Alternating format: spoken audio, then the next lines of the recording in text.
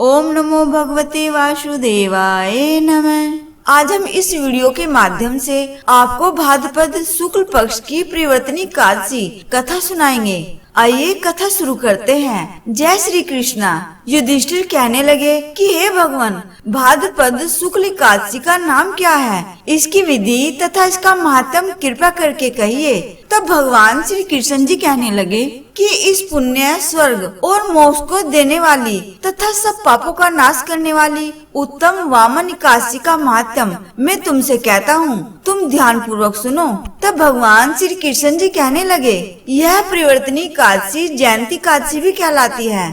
इसका यज्ञ करने से वाजपेयी यज्ञ का फल मिलता है। पापियों के पाप नाश करने के लिए इससे बढ़कर कोई उपाय नहीं। जो मनुष्य इस एकादशी के दिन मेरी यानी कि वामन रूप की पूजा करता है, उससे तीनों लोग पूज्य होते हैं। अतः मोक्ष की इच्छा करने वाले मनुष्य इस व्रत को अवश्य करे। जो कमल नयन भगवान का कमल से पूजन करते हैं, वे अवश्य भगवान के समीप जाते हैं। जिसने भाद्रपद शुक्ल एकादशी को व्रत और पूजन किया, उसने ब्रह्मा विष्णु सहित तीनों लोगों का पूजन किया।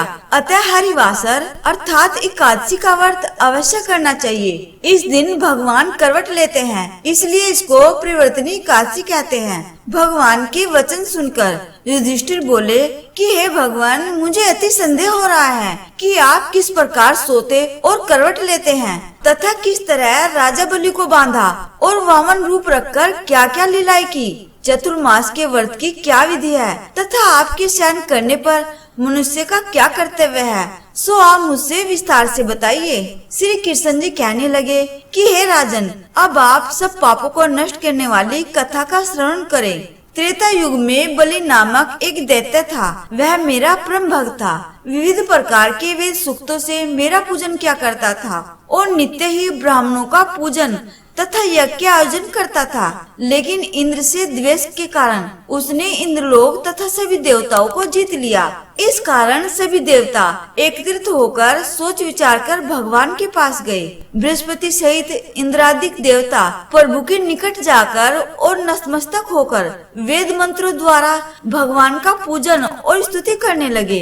अतः मैंने वामन रूप धारण करके 5वां अवतार लिया और फिर अत्यंत तेजस्वी रूप से राजा बलि को जीत लिया। इतनी वार्ता सुनकर राजा युधिष्ठिर बोले कि हे जनार्दन, आपने वामन रूप धारण करके उस महाबली दैत्य को किस प्रकार जीता। श्री कृष्ण जी कहने लगे, मैंने वामन रूप में बलि से 3 पग भूमि की याचना करते हुए कहा, ये मुझको 3 लोक के समान है और हे राजन, यह तुमको अवश्य ही देनी होगी। राजा बलि ने इसे तुच्छ याचना समझकर 3 पग भूमि का संकल्प मुझको दे दिया और मैंने अपने त्रिविक्रम रूप को बढ़ाकर यहाँ तक कि भूलोक में पद, भूलोक में जंघा, स्वर्लोक में कमर, महलोक में पेट, जनलोक में हृदय, यमलोक में कंठ की स्थापना कर सत्यलोक में मुख, उसके ऊपर मस्तक स्थापित किया।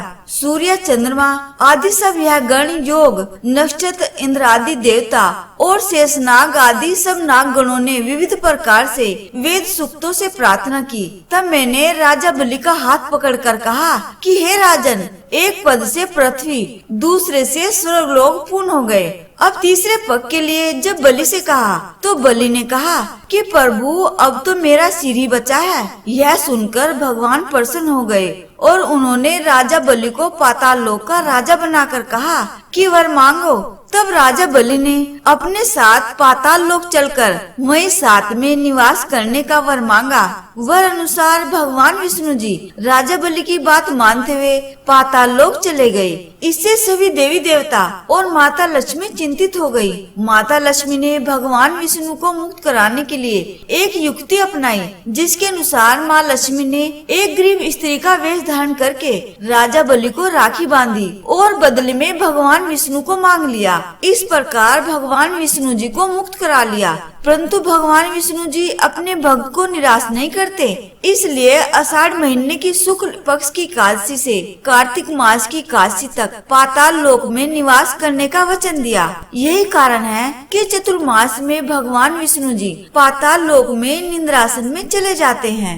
हे राजन, इस एकादशी को तीनों लोकों के स्वामी भगवान विष्णु जी का इस दिन पूजन करना चाहिए। इस दिन तांबा, चांदी, चावल और दही का दान करना उचित है। रात्रि को जागरण अवश्य करना चाहिए। जो विधि पूर्वक इस एकादशी का व्रत करते हैं वे सब पापों से मुक्त होकर स्वर्ग में जाकर चंद्रमा के समान प्रकाशित होते हैं और यश पाते हैं। जो पाप नाशक इस कथा को पढ़ते या सुनते हैं उनको 1000 अश्वमेध यज्ञ का फल प्राप्त होता है। तो इस प्रकार से यहाँ परिवर्तनी एकादशी की व्रत कथा पूर्ण हुई। बोले श्री नारायण हरि विष्णु भगवान की जय।